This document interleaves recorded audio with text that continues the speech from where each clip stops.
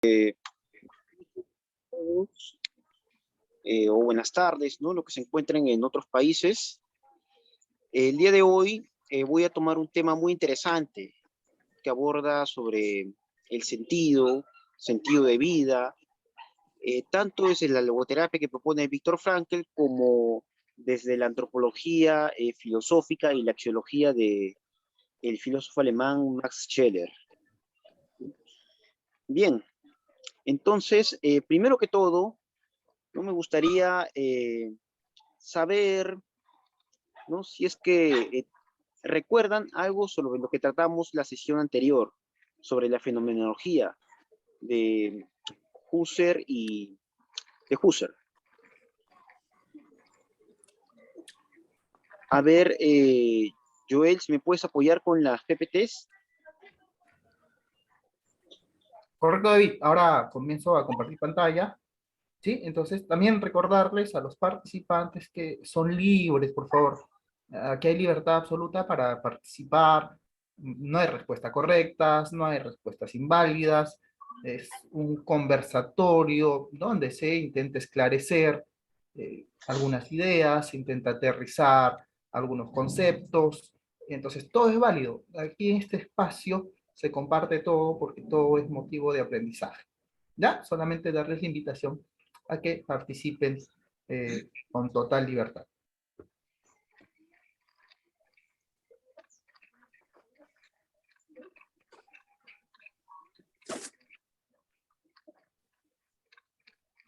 Muy bien. A ver, entonces vamos a empezar. Como les mencionaba, ¿no? Va a tratar el tema de hoy, el día de hoy sobre la fenomenología y el paradigma del sentido. ¿No? Siguiente diapositiva, por favor, Joel.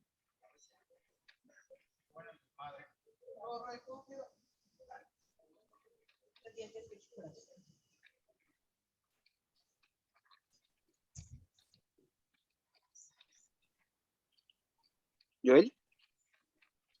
Sí, David. ¿Es Sí, esa? siguiente diapositiva. Siguiente. Muy bien.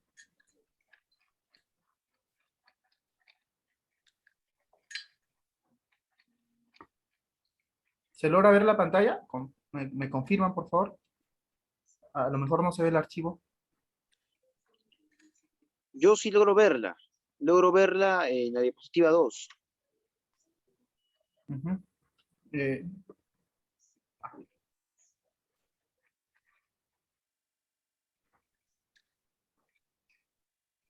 ¿Se ha quedado en la diapositiva número 2? Sí, se ha quedado en la diapositiva número 2.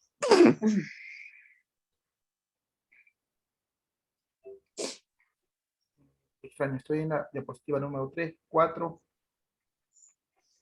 No, en la 3, en la 3. Para que pongas la 3. Ya, qué extraño.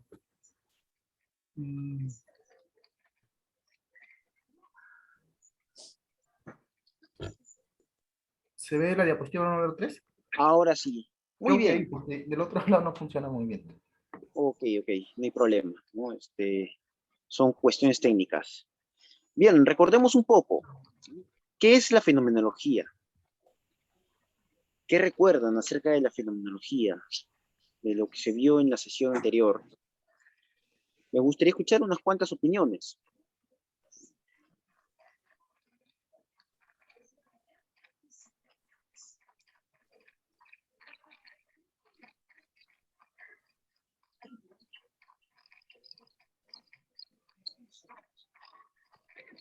A Es ver, el alguien que estudio de la quisiera... experiencia humana. Es el estilo, tiene que ver, claro, con la experiencia humana. Muy Estudio. bien. El estudio, ok. Correcto. ¿Sí? Bien, ¿alguna otra opinión, alguna otra idea de lo que es la fenomenología?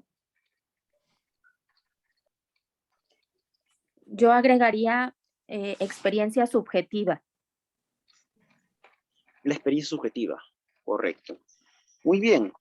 Sí, la fenomenología tiene que ver con la experiencia, ¿no? Con el estudio de la experiencia humana y la experiencia de por sí es subjetiva, ¿no?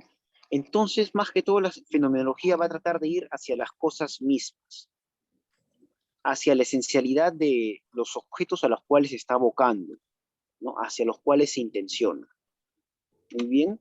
Entonces tenemos que tener eso claro, ¿no? Porque eso es lo que estamos estudiando acá y eso es a donde vamos a apuntar a aplicar en consultorio, ¿no? Porque el objetivo es ese, el objetivo es conocer las bases filosóficas de esta corriente para poder después aplicarlo en el consultorio.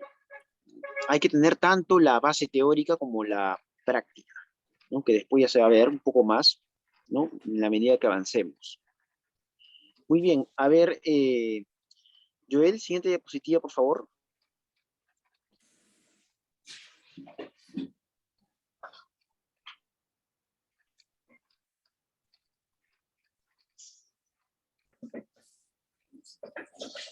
Muy bien, entonces veamos primero lo que concierne a Max Scheler, este filósofo alemán, discípulo de Husserl, ¿no? Bastante influenciado, ¿no? En cuanto a lo que es la fenomenología de Husserl, pero él le va a dar otro giro, ¿no? A lo que es la fenomenología. Primero hablemos de lo que es filosofía para Scheler. ¿Qué nos decía Max Scheler? Nos decía que la filosofía debe girar y debe constituirse hacia sí misma a partir de la pregunta acerca de su esencia. Es decir, la pregunta, ¿qué es la filosofía? En base a ello, gira la autonomía y el estudio de la filosofía para Max Scheler, ¿no? Y dentro de todo esto va a hacer ciertas críticas a otros filósofos un poco más racionalistas, filósofos que van a ser post-Edad Media, ¿sí? Que intentan darle otro giro a la filosofía, ¿no? Más bien Scheler va a rescatar bastante a Platón, va a rescatar bastante a San Agustín, ¿no? Entonces va a tener esa influencia muy aparte de la que tiene de Husserl. Entonces, ¿qué nos dice Scheler? Nos dice que debemos tener una idea acerca de la actitud espiritual básica frente a las cosas, no frente a lo que permanece oculto. ¿Y qué sería esto que permanece oculto? ¿No? Sería la esencia de la cosa en sí, ¿no? La esencia de cada objeto que nos rodea, o de cada persona, claro está, ¿no? Entonces debemos ir a aquello que permanece oculto, no debemos tender hacia ello. Y es por eso, ¿no? Que va a señalar, ¿no? A Platón ahí que menciona, ¿no? Que sería el movimiento de las alas hacia el alma, ¿no? Hacia lo que está dentro, hacia lo que está oculto, ¿no? Porque tiene que estar dirigido hacia lo esencial, ¿no? De todos los posibles objetos particulares a nivel general.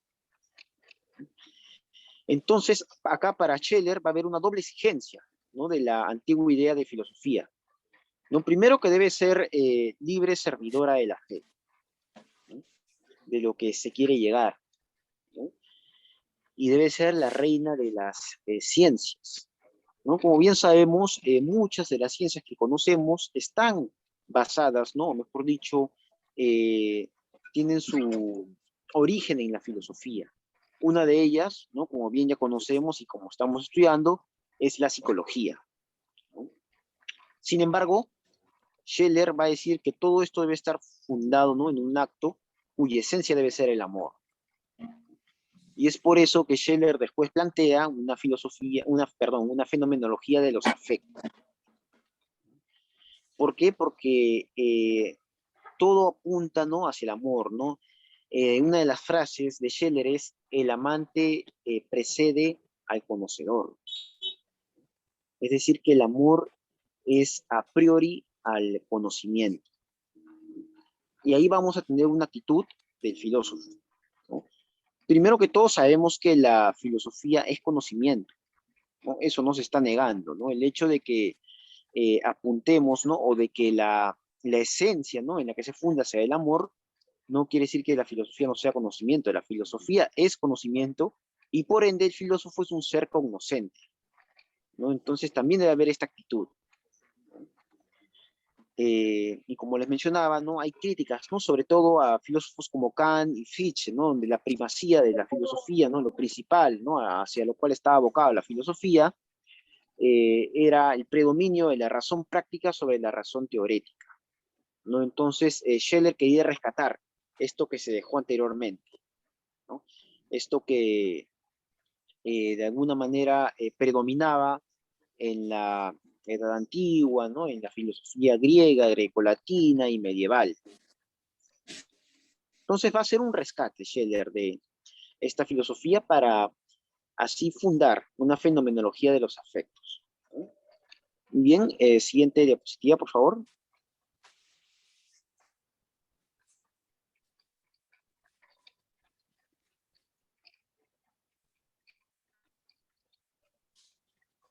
A ver, acá me parece que hay una pregunta.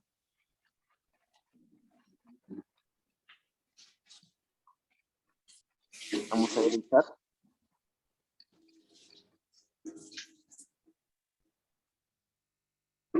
Ah, correcto, correcto, sí. Filosofía, claro. En su etimología es amor por la sabiduría, ¿no? Muy bien, muy bien. Muchas gracias por la acotación, ¿no? Bien, entonces, ¿en qué se va a basar, ¿no? La fenomenología de los afectos?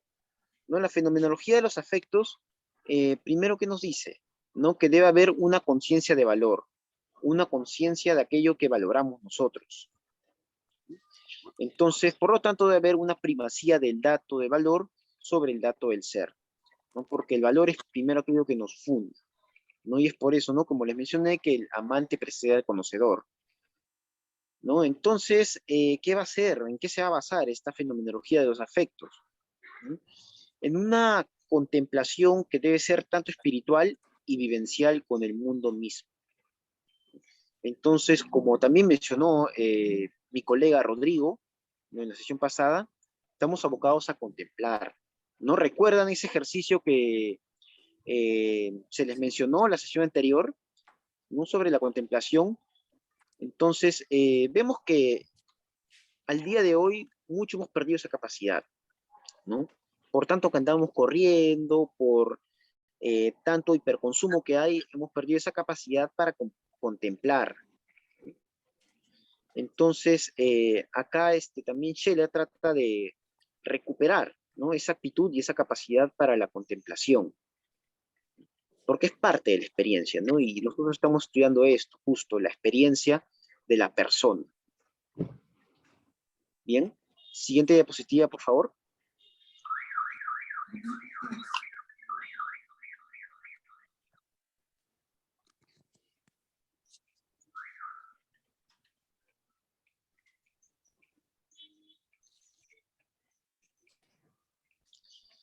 Bien, entonces, ¿qué nos dice también Scheller? ¿No? Que esta fenomenología de los afectos también va a basarse en una continua desimbolización del mundo,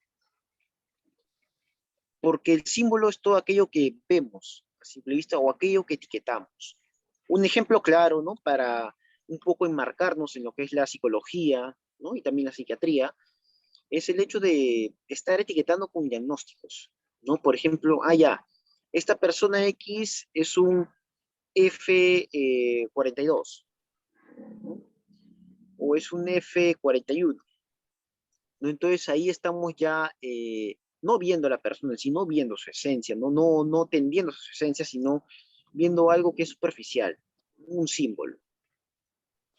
Entonces yo les pregunto a ustedes, si nosotros trabajamos en consultorio, ¿no? Haciendo uso de la fenomenología, podemos etiquetar a una persona, por ejemplo, con un trastorno ansioso depresivo. ¿Podemos hacerlo o no? A ver, me gustaría escucharlos, ¿no? O leerlos en el chat.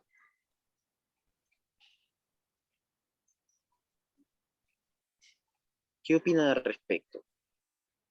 Podemos etiquetar a una persona, ¿no? En consultorio, ¿no? Con un diagnóstico clínico, si es que hacemos uso de la fenomenología.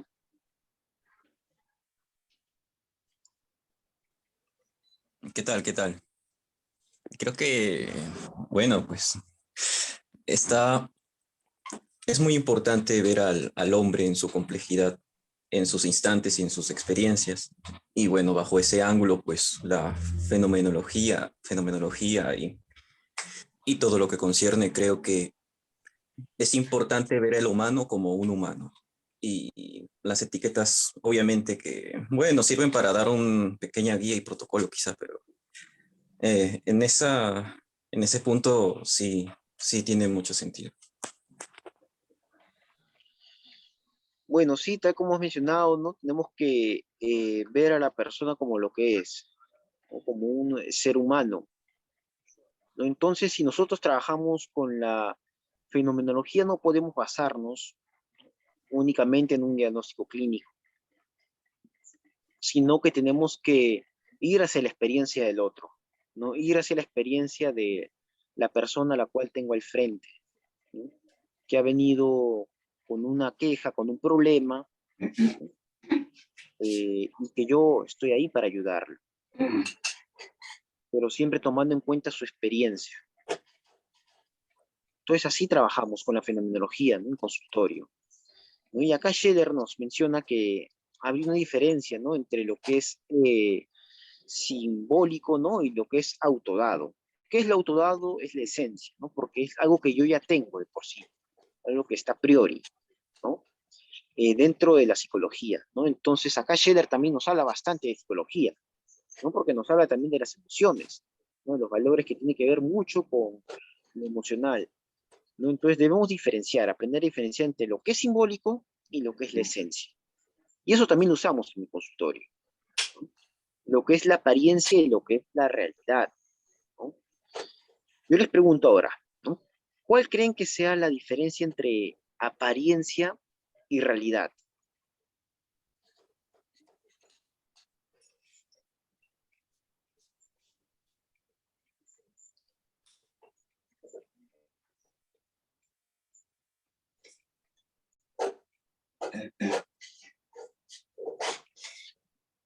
¿Sí?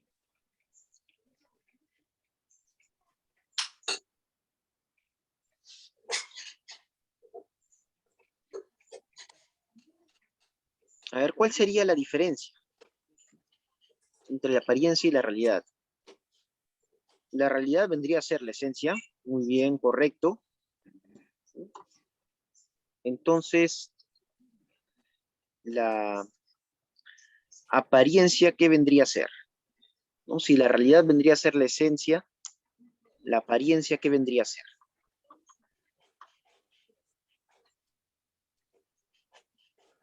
El velo ya es aquello que aparece, ¿no? Aquello que me aparece ante mí, lo superficial, bueno, lo subjetivo, ¿no? Es aquello que aparece ante mí, aquello que yo estoy observando en ese momento, ¿no? Lo cual no significa que sea, eh, claro, es una representación, ¿no? Lo cual no significa que sea la esencia en sí de la cosa, ¿no? El objeto, ¿no? Sino que es aquello que aparece, ¿no? Aquello que yo observo, ¿no? A simple vista, una representación. Muy bien, Rodrigo, ¿no? Entonces, acá también, ¿no? Si nos enmarcamos acá, debemos diferenciar, nos dice Scheller, ¿no? La fenomenología de lo psíquico de la psicología explicativa y descriptiva. ¿Recuerdan? Claro, Rodrigo, reemplaza la cosa en sí, ¿no? A ver, apariencia sería la etiqueta o diagnóstico, y realidad sería, a ver, y realidad sería el paciente y su esencia, claro. Realidad sería la experiencia, ¿no? La experiencia que trae el paciente, ¿no? Bien, entonces acá, ¿no? Acá nos permite diferenciar, ¿no? Entre la fenomenología de lo psíquico y la psicología explicativa y descriptiva. Vimos la sesión pasada lo que es la diferencia, ¿no? Entre lo que es lo explicativo y lo descriptivo. ¿En qué se basaba esa diferencia? ¿Cuál sería, por ejemplo, bueno, vaya la redundancia, ¿no? Un ejemplo de explicación y otro de descripción.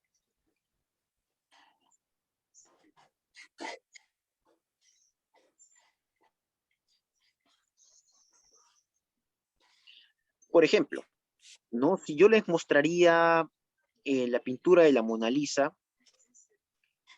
¿cómo me la podrían explicar? ¿A qué recurriría, ¿no? Para explicarme o me hagan un análisis artístico de la Mona Lisa.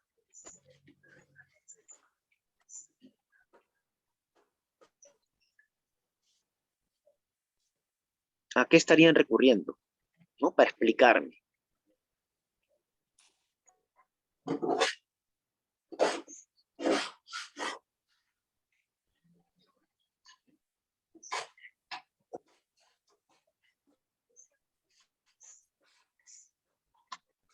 A ver. Datos, características, ¿no? La percepción, ¿no? Desde el punto de vista de cada uno, datos, claro, datos quizá históricos, ¿no? Que me permitan analizar un poco lo que es esta pintura, ¿no? Sí, pues, no estoy recurriendo a valoraciones, juicios, a marcos teóricos.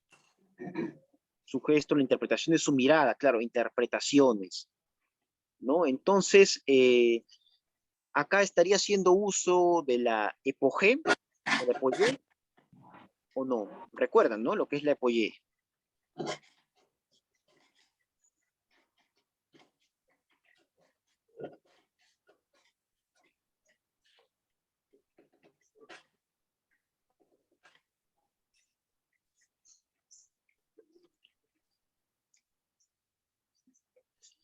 Y entonces acá no estoy haciendo uso del apoyé, ¿no? La suspensión del juicio, muy bien, Sara, la suspensión del juicio, ¿no? Porque acá estoy emitiendo juicios, valoraciones, interpretaciones, marcos teóricos.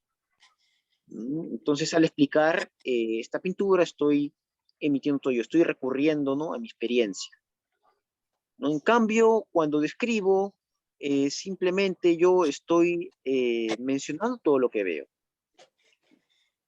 Menciono todo lo que veo, ¿no? Pero cuando hablamos de la fenomenología de lo psíquico, quiero ir a la cosa en sí. Quiero ir a la cosa en sí. Entonces, acá, ¿no? La Epoyé nos permite suspender ese juicio y poder dar una descripción más limpia de lo que estoy observando. ¿Bien? Siguiente diapositiva, por favor.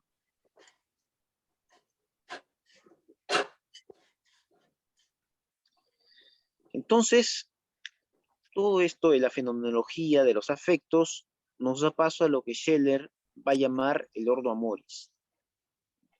Ordo amoris, ¿no? Que significa la lógica del corazón. Porque sí, ¿no? El corazón tiene su propia lógica, que es muy diferente a la lógica racional. Y es por eso que Scheller tanto criticaba, ¿no? Estos filósofos o esta nueva ola de la filosofía racionalista que surgió a partir del Renacimiento. Para Scheller no era filosofía, ¿no? Sino que la filosofía era la filosofía que, como bien habíamos dicho, se preguntaba acerca de su esencia misma. Y es por eso, ¿no? Como les mencionaba, que toma bastante a San Agustín, toma bastante a Platón, ¿no? Para enmarcarlo dentro de la fenomenología. Entonces, este término, ¿no? El ordo amoris, inicialmente es utilizado por San Agustín. Acá nos propone un orden objetivo y jerárquico de los valores. Es decir, hay una jerarquía de valores. Hay valores que son más bajos que otros y valores que son más altos.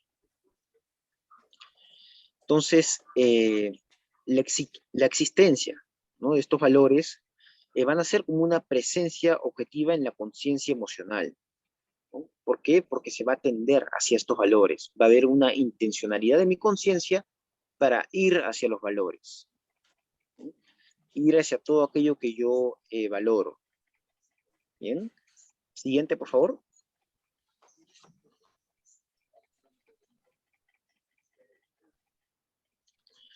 Acá Scheller, ¿no? Dentro de su teoría, ¿no? Un libro, ¿no? Llamado Ordo Amoris, nos va a decir que el amor es un movimiento, porque es dinámico. El amor siempre es intencionalidad, ¿no? Cuando yo hago un acto de amor, lo hago por otra persona. Entonces ahí hay un movimiento, ¿no? Entonces también nos dice que este movimiento del amor se dirige siempre hacia un objeto individual. Digamos en este caso una persona o puede ser un perrito, ¿no? En cuanto a este objeto es portador de valores, porque si no fuera portador de valores, no habría hacia dónde tender el amor. no habría hacia dónde ir, ¿no? Hacia dónde dirigirse, direccionarse, ¿no? Entonces no habría una intencionalidad del amor. No es por eso que este objeto al cual yo me intenciono es un objeto de por sí portador de valores. Es un bien, como después lo vamos a explicar, ¿no? Un bien que tiene valor. Y para Scheller, los valores son objetivos. ¿Por qué? Porque se encuentran dentro del mundo que nos rodea. Entonces, al encontrarse en este mundo y al encontrarse dentro de un bien que es depositario de valor, entonces hace que sean objetivos.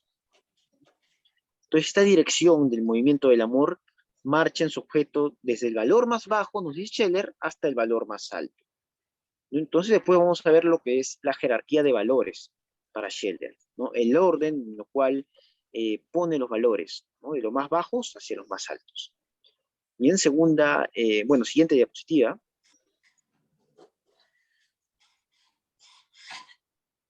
Bien, acá vamos a ver una canción, ¿no? Joel, no sé si la puedes poner, ¿no? Que tiene que ver mucho con lo que es el amor, con lo que significa amar, ¿no? Y David, tender. perdón que te interrumpa. ¿Puedes decirme el nombre de la canción? Porque no está abriendo el link. Yo lo busco por YouTube. Ah, ya, es de Fito Páez, Dar es Dar. Dale, dale. Genial. Ahora lo veo. Bien.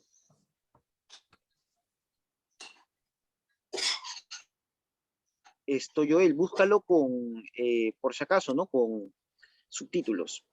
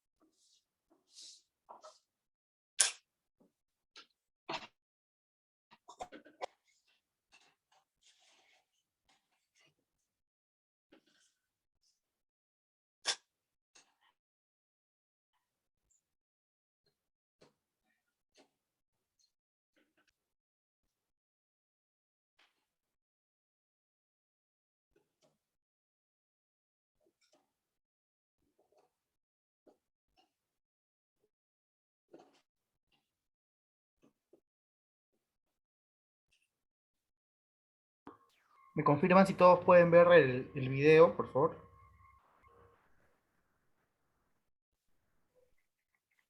Ya se puede ver la imagen.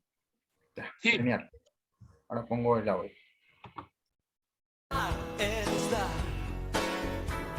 No fijarme en ella y su manera de actuar. Dar es dar. No decirle a nadie si quedarse o escapar. Cuando el mundo te pregunta del por qué, porque da vueltas la rueda, porque no te detenes. Yo te digo que dar es dar. Dar es dar. Y no marcar las cartas, simplemente dar. Dar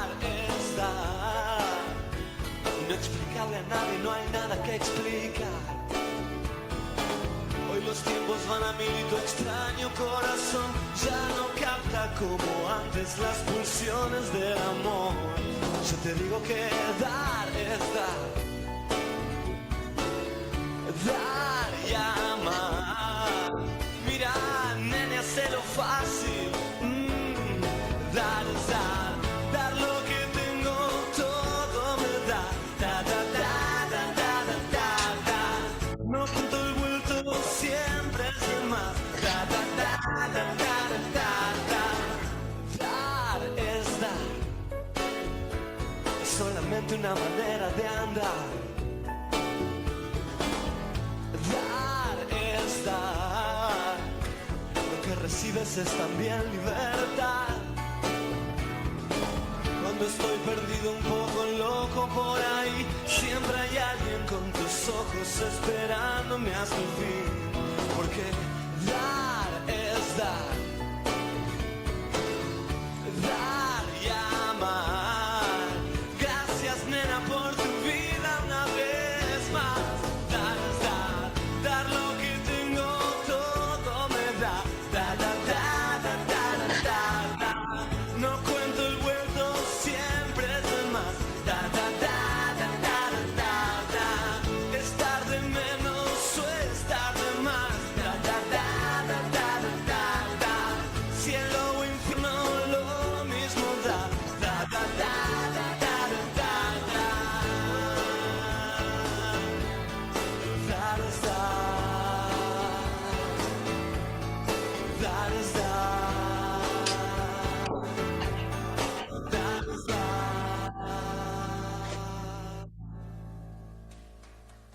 Dar es dar.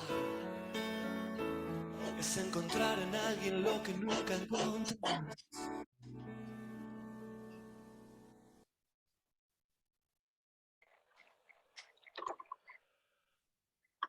Muy bien. Bueno, ¿no? La canción un poco, ¿no? Para aterrizar, ¿no? Todo lo que estamos viendo acerca de lo que es el amor, el ordo amoris, ¿no? Y la fenomenología de los afectos, ¿no? Esta intencionalidad, ¿no? Y este movimiento hacia el cual va dirigido el amor, ¿no? De lo que tanto habla Scheller, ¿no? Acá lo vemos en una canción de Fito Páez, muy bonita, por cierto. Muy bien. A ver, entonces, ahora continuemos, ¿no? Con lo que es la jerarquía de los valores de Scheller. ¿Qué nos dice Scheller acerca de los valores? Que primero, o bueno, los valores más bajos serían los valores sensibles, ¿no? Todo aquello que es sensible, que me causa placer. Acá Scheller nos va a hablar de la figura de un artista del placer. ¿Y en qué se basa esto?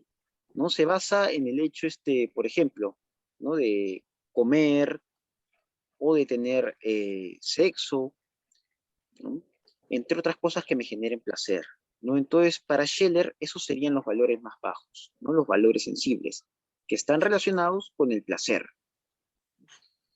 Luego, vendrían lo que son los valores vitales, que son todos aquellos que tienen que ver con la salud, ¿no? Por ejemplo, si yo voy al doctor, es porque, bueno, estoy tomando en cuenta mis valores vitales, mis valores de vida. Entonces, esos serían los segundos valores más bajos para Scheller.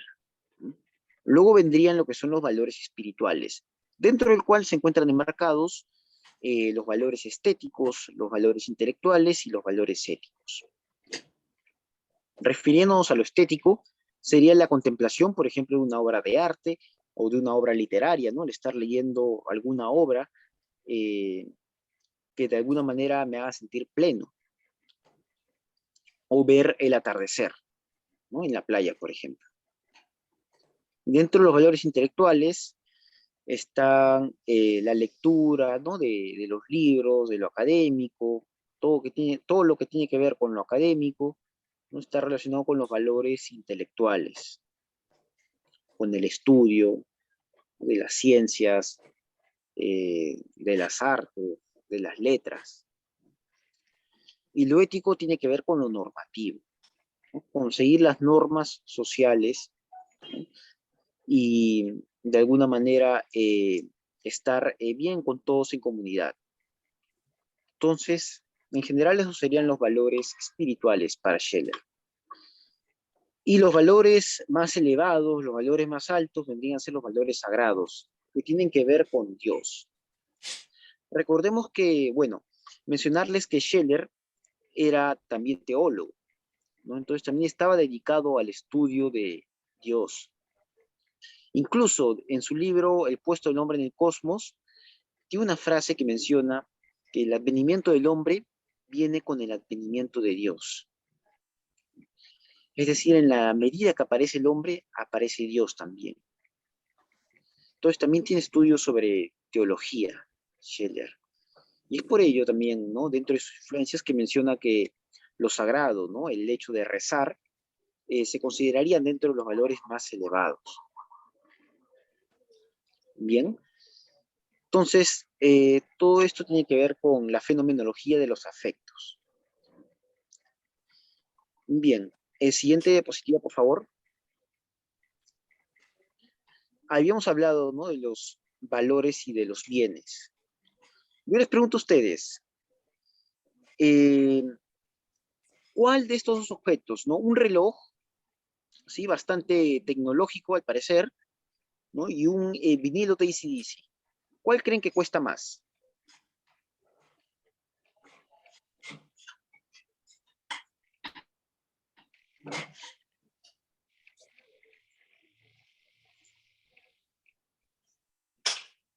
¿Cuál cuesta más?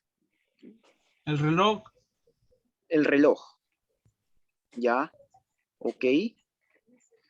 Bueno, sí, depende de la marca del reloj, ¿no? Pero hablamos, ¿no? De un reloj aparentemente bastante tecnológico. Entonces sí, pues monetariamente costaría más el reloj. Sin embargo, si me preguntas a mí, yo te diría que para mí vale más el vinilo de AC/DC. ¿Pero por qué? ¿Por qué creen que sea así?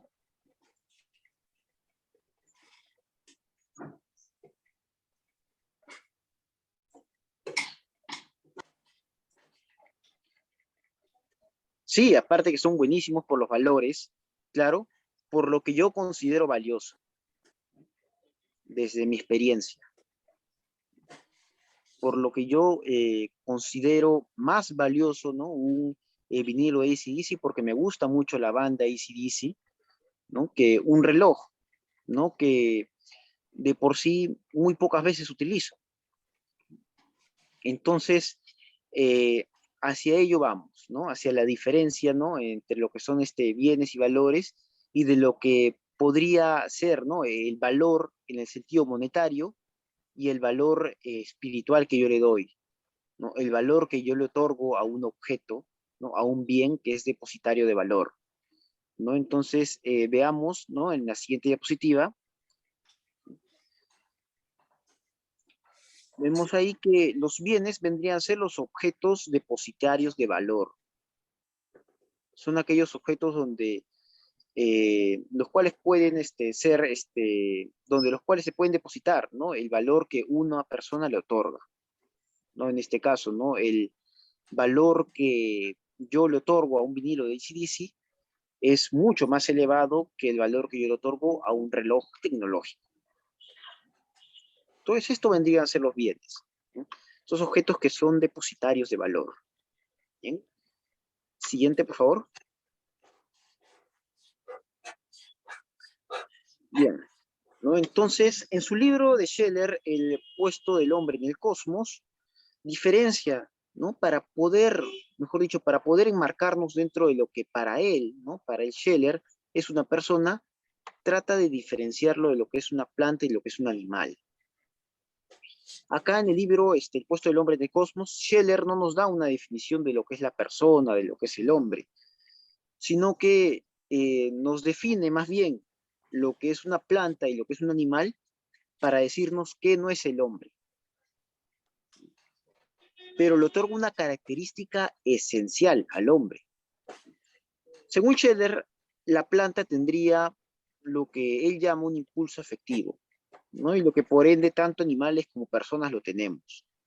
Un impulso afectivo, que es lo más primario, lo más básico, ¿no? Lo más elemental en, en un ser vivo, ¿no? Y el animal vendría a tener instintos y condicionamiento, ¿no? Se le puede condicionar. Mientras que la persona, aparte de instintos, aparte de algunas veces ser condicionada y aparte de tener este impulso afectivo, tiene lo que es el espíritu, lo espiritual. Entonces, esto va a ser la gran diferencia entre la persona y las plantas y los animales, lo espiritual. ¿Y qué vendría a ser aquello espiritual, ¿no? Para Scheller, aquello que caracteriza a la persona. Vendría a ser principalmente esta capacidad de decir que no, de alguna manera anteponerse ante los instintos y ante todo aquel condicionamiento del mundo circundante. Todo aquello que me condiciona, sea lo social, sea lo psicológico o lo biológico. Tenemos acá principalmente en la diferencia con el animal, que sí, por favor, a ver si pueden apagar el micrófono, hay un poco de interferencia.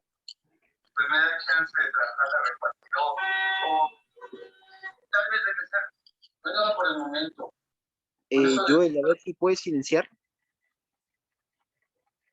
Ya, bien. Entonces, ¿no? Esta va a ser la diferencia entre la persona y las plantas y los animales, ¿no? Que la persona tiene la capacidad de decir que no, ¿no? Por su espíritu. Algo que después Víctor Frankl, que a continuación vamos a hablar de él, llamaría antagonismo psiconoético facultativo, ¿no? Si pueden apunten ese nombre, que sé que es un poco complicado, ¿no? De recordar. Pero dentro de todo eso, ¿no? Giraría lo espiritual. Es la oposición, ¿no? La oposición que tiene la persona, ¿no? Frente a los instintos, frente a cualquier condicionamiento, ¿no? De tipo psicológico, social o biológico. Bien. El siguiente, por favor.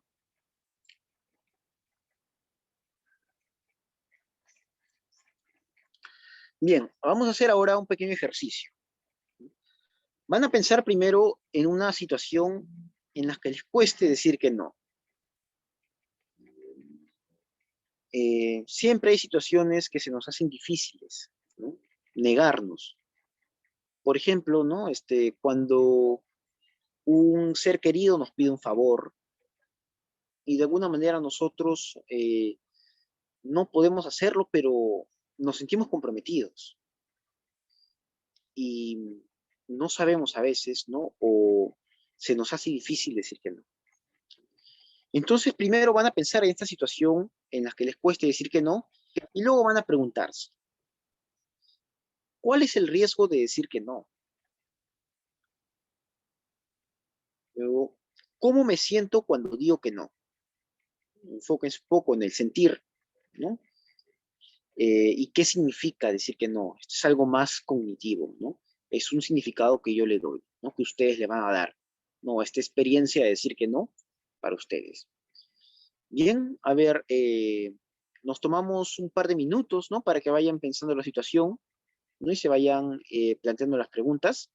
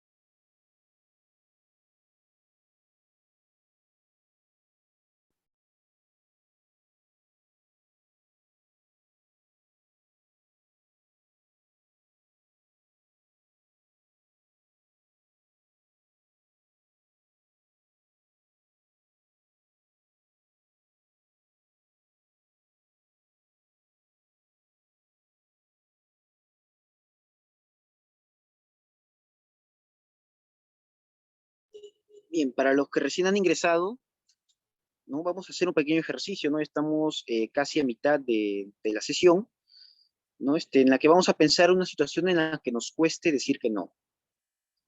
Y después nos vamos a plantear las siguientes preguntas. ¿Cuál es el riesgo de decir que no en esta situación? ¿Cómo me siento cuando digo que no? ¿Y qué significa decir que no para mí?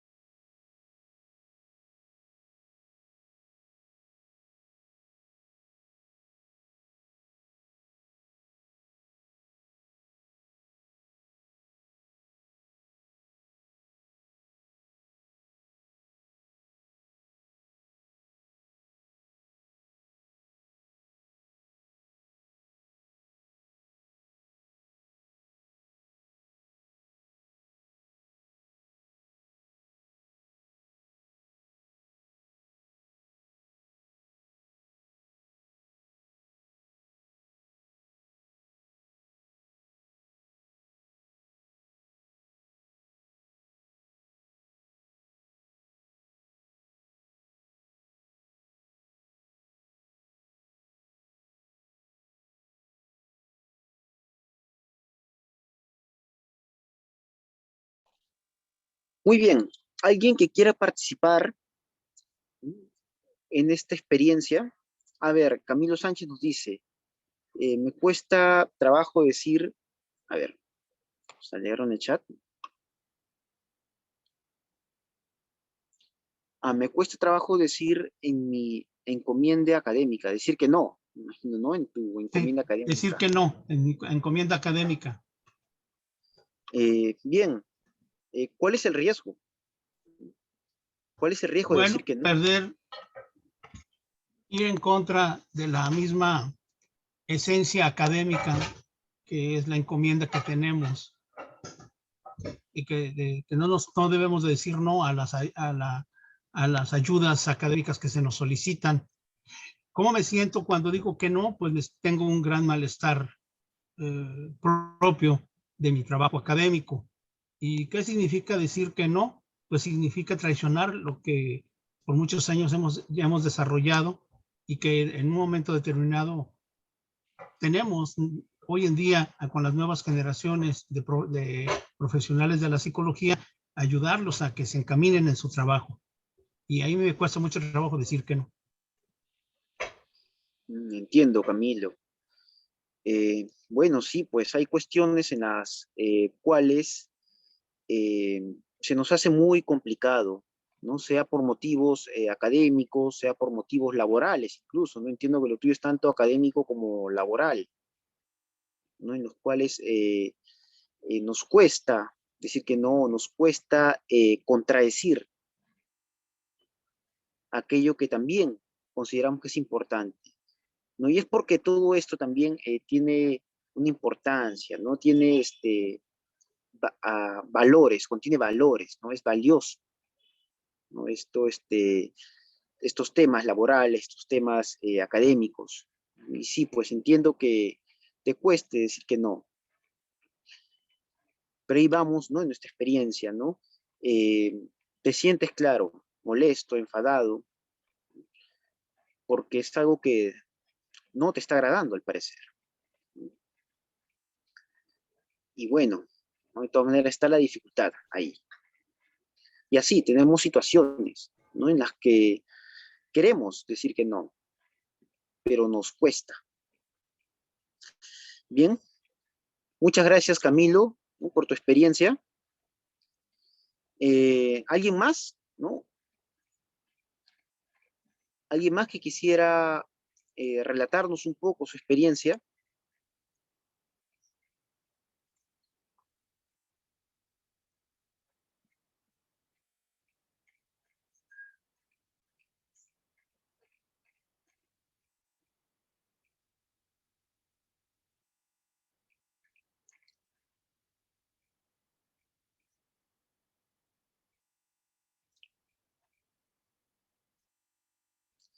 Bien, en tal caso, ¿no? Queda el ejercicio para que lo reflexionen, ¿no?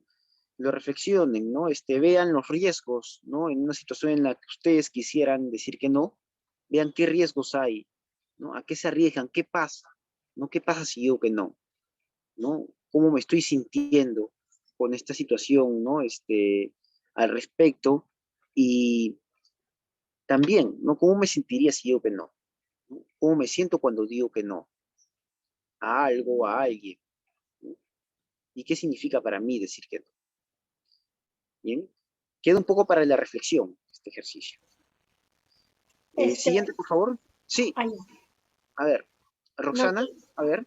sí quería, yo antes tenía esa experiencia, ahora creo que se me ha facilitado un poco más decir que no, pero antes cuando me pedían algún tipo de servicio, yo siempre decía que sí, ¿no? Entonces se me hacía difícil decir que no y bueno, después me metí en problemas porque no tenía tiempo para nada. Mm, ¿Cuál es el riesgo de, cómo veía yo, no? ¿Cuál es el riesgo de decir que no? Eh, de, yo pensaba de que las personas se iban a penar o si no pensar de que quién lo va a hacer y me sentía culpable, ¿no? Me sentía culpable. Y aquí dice qué significa decir que no. Para mí era como, como una palabra vetada, ¿no? O sea, no podía decir que no, o sea, eso no estaba dentro de las posibilidades. ¿Cómo no voy a ayudar? Como que si fuera una obligación mía siempre decir que sí, ¿no? Bueno, en ese caso estaba dentro de las posibilidades, solo que, claro, no la tomabas en cuenta en ese momento, ¿no? Ujú. ¿Mm? Pero sí estaba, ¿no? Era una posibilidad, ¿no? Siempre es una posibilidad decir que no. Bien, muchas gracias, Roxana. A ver, siguiente, por favor. Ya entramos a lo que es Víctor Frankl. Vamos a hablar, ¿no? De lo que es ahora la logoterapia, ¿no? Un tema más clínico, más de psicoterapia, de los valores también, ¿no? Porque Frankl se basa su axiología, ¿no? En la de Scheller y del sentido de vida. Siguiente, por favor.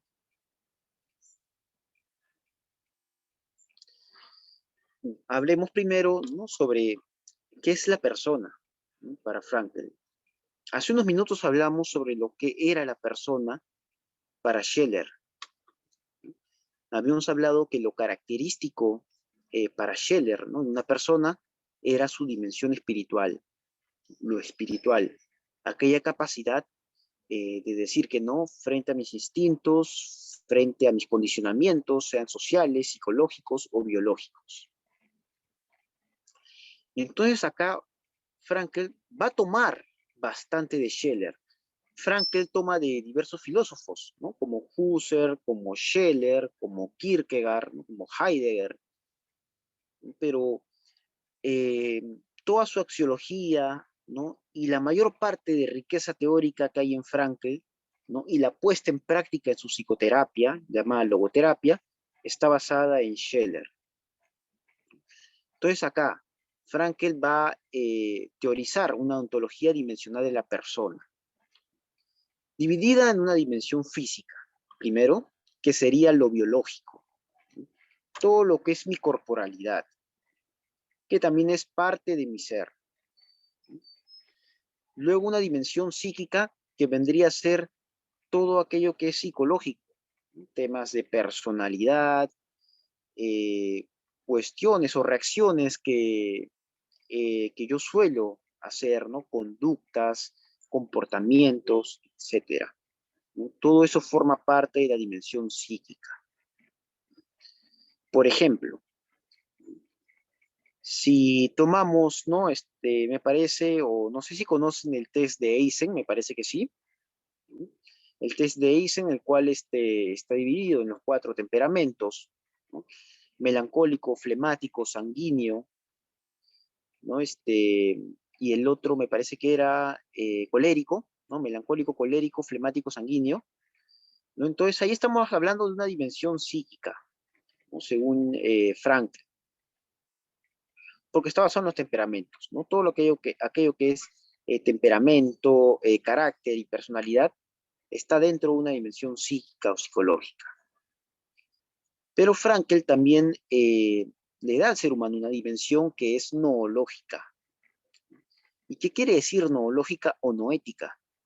Quiere decir que es una dimensión espiritual, una dimensión en la que va a estar el espíritu de la persona, va a estar la esencia de la persona, ¿no? Y va a ser aquello que permanece oculto, ¿no? Para Frankl, lo espiritual es aquello que no enferma. Entonces, va a ser aquella esencia, ¿no? De la persona. Y también, ¿no? Va a ser aquella capacidad de decir que no frente a todos mis condicionantes físicos, psíquicos y sociales, ¿no? Lo que habíamos recordado, ¿no? Anteriormente con Scheller se llamaba antagonismo psiconoético facultativo. Muy bien, siguiente, por favor. Frankl nos plantea algunos recursos noológicos. Nos plantea lo que es el autodistanciamiento y la autotrascendencia. El autodistanciamiento vendría a ser aquella capacidad de verme desde otro punto de vista. Es como un ejemplo, ¿no? Un poco fantasioso, ¿no? Si mi alma saliera y me estuviera viendo, me ve desde otro ángulo. Entonces, esa capacidad de verme, de analizarme, ¿no? Y de poder hacer algo con lo que yo me estoy dando cuenta de lo que hago, esa capacidad se llama autodistanciamiento, ¿no? Porque me estoy distanciando de mí mismo. Y bueno, ¿no? Dentro del autodistanciamiento, esto ya lo propone Fred Martínez, ¿no? Que es un también logoterapeuta colombiano, ¿no? Lo divide en lo que es la autocomprensión, la autorregulación y la autoproyección. La autocomprensión, que vendría a ser esta capacidad de comprenderme a mí mismo, ¿no? De comprender lo que yo estoy sintiendo, de comprender lo que estoy pensando, una capacidad tanto afectiva como cognitiva, de darme cuenta de lo que pienso, de mis sentimientos, ¿no? De aquello que se me ocurre. Mientras que la autorregulación vendría a ser muy aparte de darme cuenta de todo aquello que siento y que pienso, es hacer algo ya con lo que yo me estoy dando cuenta. Por ejemplo, si yo noto que está mal que me esté peleando constantemente con mis compañeros, entonces yo tengo la capacidad para hacer algo, ¿no? Y si decido y hago algo, si lo pongo en praxis, no pongo esta acción comprometida, como la llamaría Jean-Paul Sartre, ¿no? Entonces ya estoy haciendo uso de esta capacidad de autorregulación. Entonces la autorregulación vendría a ser, aparte de monitorear, hacer algo para el cambio, para cambiar de repente aquellas conductas que son tanto disgustantes para mí. Y la autoproyección vendría a ser esta capacidad de verme a futuro, de verme diferente en el futuro. Por ejemplo, ¿no? Yo les hago una pregunta. ¿Cómo se ven ustedes de acá a 10 años?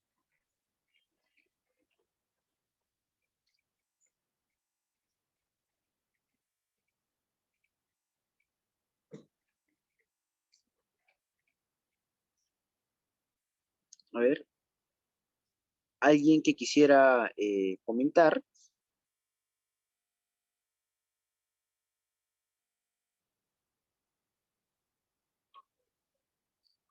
Joseph nos dice como Arnold Schwarzenegger. Bien, Joseph, ¿no? Entonces hay que estar ahí siempre en el gimnasio para verte de acá a 10 años así. Bien, gracias, Joseph. Sí, pues, ¿no? Entonces es esta capacidad de verme diferente, ¿no? Diferente a lo que soy ahora a futuro, porque siempre nosotros, ¿no? Como personas estamos cambiando, estamos en constantes cambios, ¿no? Roxana nos dice, con más recursos para atender a mis pacientes. Muy bien, Roxana, entonces a partir de ahora hay que ir ahorrando, ¿no? Para tener más recursos o trabajando más, por ahí, ¿no? Entonces sí, pues, ¿no? Yo me doy cuenta, ¿no? Primero con la autocomprensión de ciertos puntos de repente en mi vida, ¿no? De ciertos pensamientos, ciertos sentimientos, ¿no? Que yo estoy llevando ahora, ¿no? Con la autorregulación, yo me doy, aparte de darme cuenta, yo hago algo. Y con la autoproyección ya me estoy mirando hacia un futuro, ¿no? Entonces, vemos cómo se relaciona y vemos que es como eh, una línea, ¿no? Consecutiva que va hacia arriba, dirigida hacia el cambio. Y esto es bastante psicoterapéutico, ¿no? Porque trabajamos dentro de la psicoterapia con estos recursos neurológicos. Entonces, esta autoproyección vendría a ser esta capacidad, ¿no? Para verme de acá a un futuro diferente, de querer cambiar. Y la autotrascendencia vendría a ser aquella capacidad para establecer vínculos, ¿no? Encontrar el sentido, no ya conmigo mismo, sino con los otros, con el otro. Porque en el autodistanciamiento, como bien hemos visto, tiene que ver más conmigo mismo. Tiene que ver más quizá con mis metas, con los cambios que quiero hacer en mi vida y con las acciones que voy a hacer para cambiar. Mientras que la autotrascendencia tiene que ver ya con mi relación con los otros y con la búsqueda del sentido. Entiéndase, la búsqueda del sentido que siempre es relacional, que tiene que ver con el otro. Entonces, dentro de la autotrascendencia encontramos estas capacidades que las plantea también Efraín Martínez, de diferenciación, ¿no? Que es cuando yo me sé diferente al otro. Cuando yo sé que tengo mis diferencias al otro y aún así, a pesar de conocer las diferencias que tengo con la otra persona, yo la acepto a esta persona. No se trata de tener mis diferencias y me peleo con el otro. No, sino se trata de tener las diferencias y llegar a consensos, porque no vamos a ser iguales. Por más veces, ¿no? Que eh, la publicidad, ¿no? Intente masificarnos, ¿no? Y nos haga caer en el infierno del igual, ¿no? Como, bueno, parafraseando un poco al filósofo Byung-Chul Han. ¿No? Entonces, no, se trata de saberme diferente, ¿no? Saber que el otro tiene sus diferencias de mí y aún así aceptarlo. Y esto se trabaja bastante también con parejas, porque las parejas muchas veces no se saben diferente, ¿no? Quizá algunas, ¿no? En algunos casos se da el hecho de que ya conocía mi media naranja, ¿no? O esta persona tiene los mismos gustos que yo, ¿no? Le gusta la música rock, le gusta la moda, etcétera, ¿no? Entonces ya me caso con esta persona. No, no es así, porque tenemos nuestras diferencias. Entonces nosotros tenemos que aprender a lidiar, ¿no? Y a conciliar con estas diferencias que hay entre todos, ¿no? No todos vamos a tener la misma ideología política, no todos vamos a tener los mismos gustos musicales, ni vamos a ser fans del mismo club de fútbol, ¿no? Si no se imaginan cómo sería el mundo si todos fuéramos iguales, creo que la palabra aburrido queda muy corta, incluso, ¿no? Para describirlo. Luego de la diferenciación vendría lo que es la afectación, ¿no? Que es la capacidad de de sentirme afectado con lo que le pasa al otro. Por ejemplo, ¿no? Si le pasa algo, eh, digamos, ¿no? Una enfermedad, ¿no? A Joel o a Rodrigo, ¿no? Yo me sentiría afectado, ¿no? ¿Por qué? Porque son mis amigos, ¿no? Y por lo tanto me preocupo, ¿no? Entonces, esta capacidad, ¿no? De sentirme afectado con el otro, ¿no? Con la experiencia del otro. Ojo, ¿no? Hay que hacer acá un buen uso del lenguaje. sentirme afectado con lo que el otro está sintiendo, con su experiencia. Porque no voy a sentir tal cual siente el otro. Por ejemplo, si un amigo mío pierde a su padre, yo no me voy a sentir como él. No, es imposible, ¿no? En ese caso, no puedo eh, ponerme en sus zapatos, ¿no? Es alguno de los mitos, ¿no? Que con el lenguaje tratan de meternos, pero no es así, ¿no? Sino que yo me siento afectado con su experiencia, con su dolor. En base a su dolor, yo me siento afectado, ¿no? Y tendré mi propio dolor. Entonces, eso es la capacidad de afectación.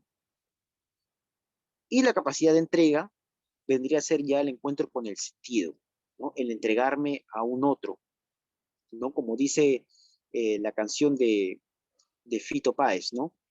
Dar lo que tengo todo de dar, ¿no? Y sin, una parte de la canción dice sin, recibir nada a cambio. Entonces esa es la entrega, ¿no?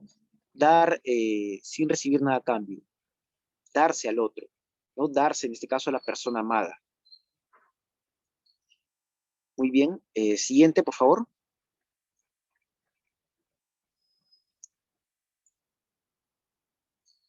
A ver, un poco, ¿no? Hasta ahí, ¿todo bien?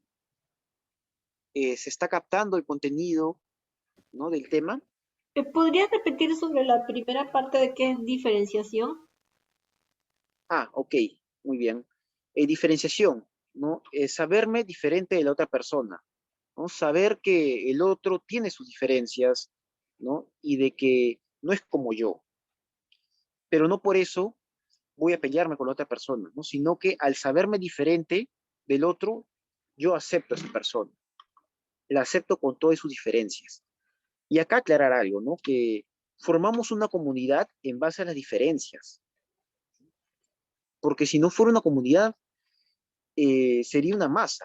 Entonces, ¿no? Donde todos pensamos igual, donde tratamos siempre de emular al otro, cosa que muchas veces se da, ¿no? Más que todo con ideologías políticas extremas, ¿no? Que tratan de ceñirse, ¿no? Tal cual dice cierta ideología, ¿no? Y se fuerzan, ¿no? A pertenecer a esa masa, ¿no? Sin embargo, en la comunidad nos sabemos diferentes todos y tratamos de llegar a acuerdos para vivir en paz, para vivir en armonía, ¿no? Y respetar al prójimo, sobre todo. Bien. Bien.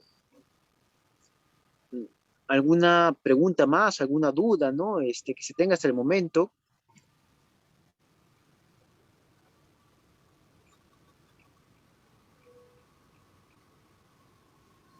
Sí, acá la idea es que se vaya captando el contenido. Gracias, Roxana. Sí, como decía, la idea es que se capte el contenido, ¿no?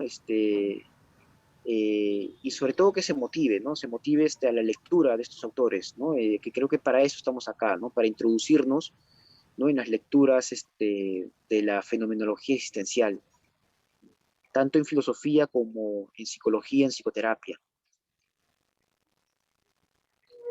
Entonces, bueno, imagino que todo está claro, ¿no? Vamos a continuar. Frankel también nos hablaba de una triada constitutiva, ¿no? De la persona, que es todo aquello que constituye una persona, ¿no? Filosófica y antropológicamente.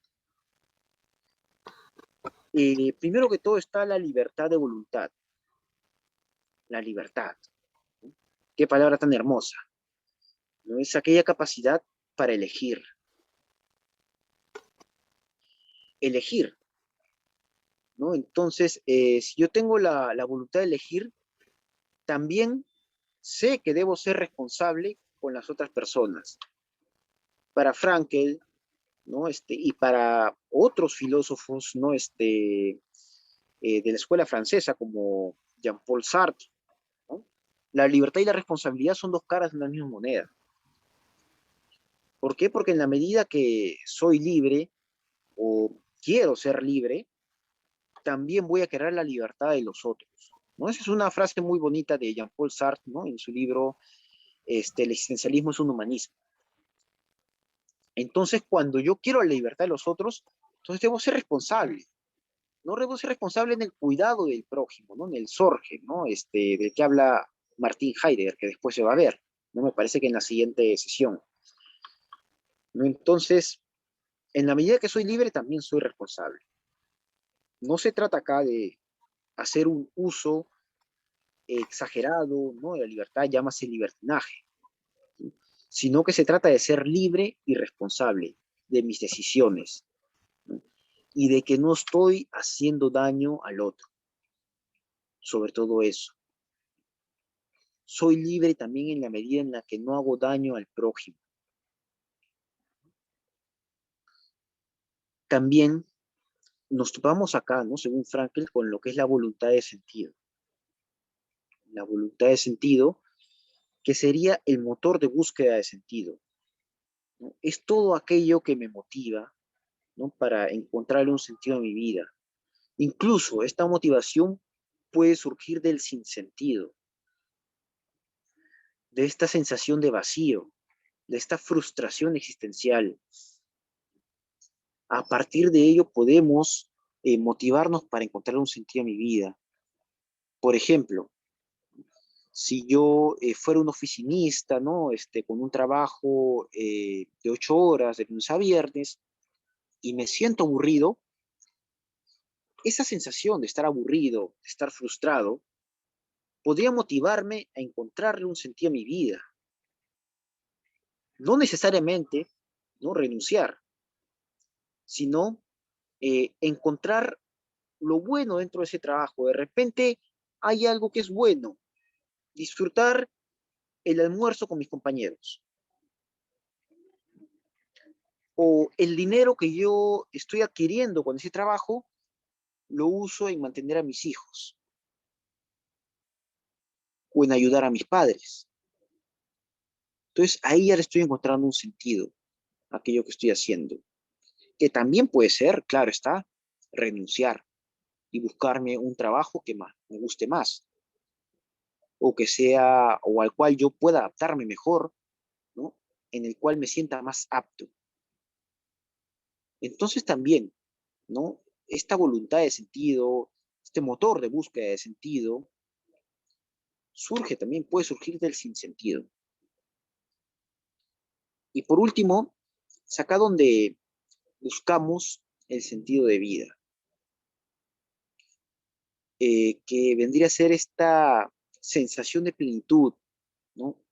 De coherencia con lo que estoy haciendo, sentirme pleno, ¿sí? Y que yo pueda realizar estas actividades y después poder encontrar la felicidad, ¿sí? Como consecuencia de lo que estoy haciendo, como consecuencia de la búsqueda o del encuentro con el sentido. Entonces la búsqueda del sentido viene a partir de la voluntad de sentido, y el encuentro con el sentido ya es la plenitud, es la consecución. Sin embargo, Frankl también nos menciona que no solamente hay un sentido en la vida, sino que pueden haber múltiples sentidos. Yo les pregunto ahora, ¿qué sentido tienen para ustedes estar acá en estas sesiones de CEFEX? ¿Qué sentido le encuentran?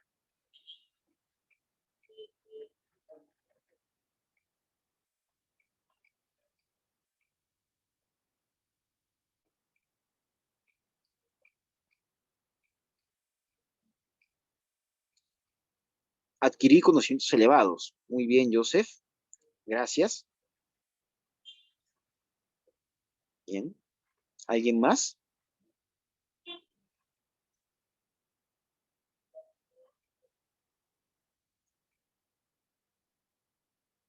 Justo lo mismo nos dice Roxana, tener más recursos para mis pacientes. Bien, perfecto. Entonces, ya le estamos encontrando un sentido, ¿no? Lograr ascender en nuestros estudios. Bien, Camilo, gracias. Entonces ahí ya le estamos encontrando un sentido a lo que estamos haciendo. El sentido, la consecución de todo esto va a ser, para Joseph, adquirir estos conocimientos elevados al final del curso, ¿no? Para Roxana, tener mayores recursos para atender a sus pacientes, y para Camilo, ¿no? Elevar el conocimiento académico, ¿no? Bien. Sin embargo, al concluir, ¿no? Con esta consecución del sentido, también Rosana nos dice utilizar eficazmente y eficientemente la fenomenología. Perfecto. Bien. ¿No? Entonces, al llegar a la consecución de este sentido, ¿creen que ya no habría sentido? ¿O podrían haber más sentidos que vayan surgiendo?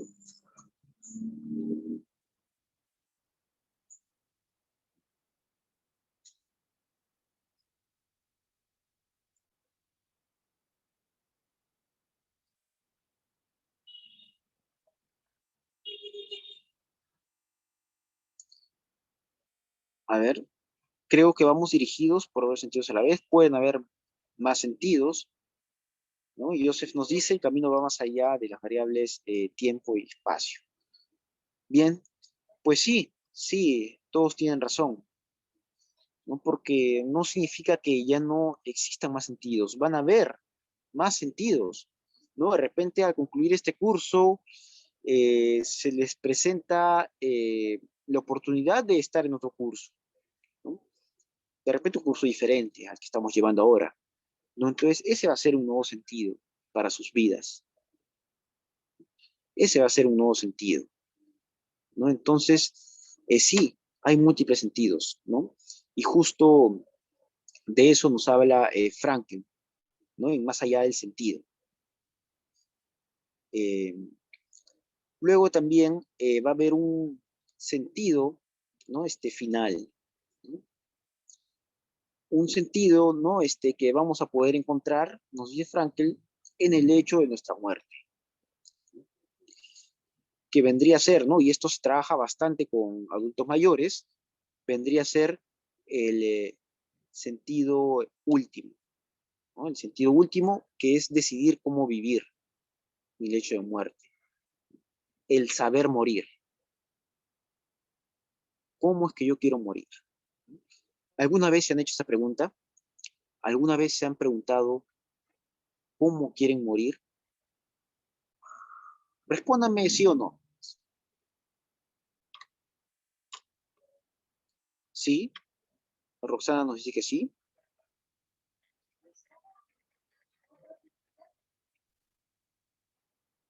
Camilo también nos dice que sí. Daniel nos dice que sí. Bueno, al parecer, Joseph nos dice, ya sé que dirán lápida. Ya están, por lo que veo, bien preparados. Lizardo también. No están bastante preparados. ¿Sí? Qué bueno, ¿no? Porque tenemos que sabernos que somos seres finitos, ¿sí? Que vamos a morir en algún momento. Ya esto lo van a ver con más profundidad, ¿no? En la sesión de Heidegger, que habla sobre la muerte, la finitud, ¿no? Entonces, al sabernos seres mortales, seres finitos, seres que vamos a morir, entonces ya adquirimos mayor conciencia. Y eso también le brinda sentido a la vida. La muerte le da sentido a la vida también, porque es justo ese límite que nos permite hacer las cosas en un determinado tiempo, ¿no? El hecho de sabernos sujetos a cierta temporalidad nos hace hacer las cosas en determinado tiempo y darle sentido a nuestra vida. Porque si fuéramos eternos, créanme que nada tendría sentido y estaríamos aplazando todas las cosas que nos planteamos, porque tendríamos toda una vida por delante. Entonces acá sí, también tiene que ver mucho la muerte, ¿no? Y es por eso que mencioné también que Martin Heidegger era una gran influencia para Frank, hablando acá del sentido último, ¿no? Del saber morir. ¿Sí? Vamos a ver ahora lo que son los caminos hacia el sentido, ¿no? La siguiente, por favor.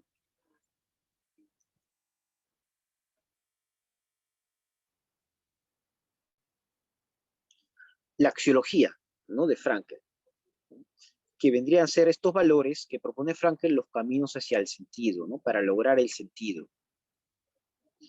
Se basa en Scheller, ¿sí? ¿No? En cuanto a la antropología, ¿no? Ya que para Frankl los valores también son objetivos porque están en el mundo. Entonces para Frankl también hay bienes o objetos depositarios de valor. Entonces estos valores que son el camino hacia el sentido vendrían a ser los siguientes.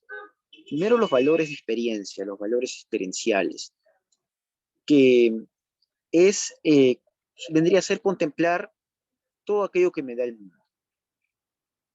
Disfrutar de todo aquello que me da el mundo.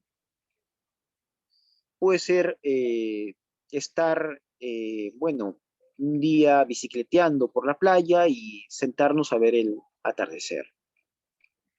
Puede ser un concierto de rock and roll, puede ser una reunión con amistades, pero el valor más elevado, el valor experiencial más elevado para Frankl vendría a ser el amor. Puede ser el amor de pareja, el amor fraternal, el amor de hijo a padre, hijo a madre, pero es el amor, porque ahí es cuando me entrego al otro.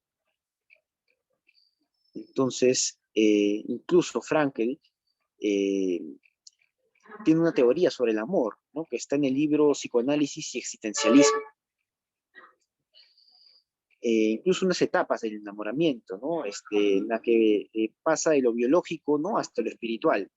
Porque para Frankl, el amor tiene que ver con lo espiritual, ¿no? Con mirar lo oculto en sí de la persona. No su personalidad, no su físico, ¿no? Sino lo que está oculto de esa persona. Les pongo un ejemplo, ¿no? Bueno, imaginen a su pareja. Imaginen a su pareja y, bueno, resalten de repente alguna característica de su personalidad. Imaginemos que tiene una personalidad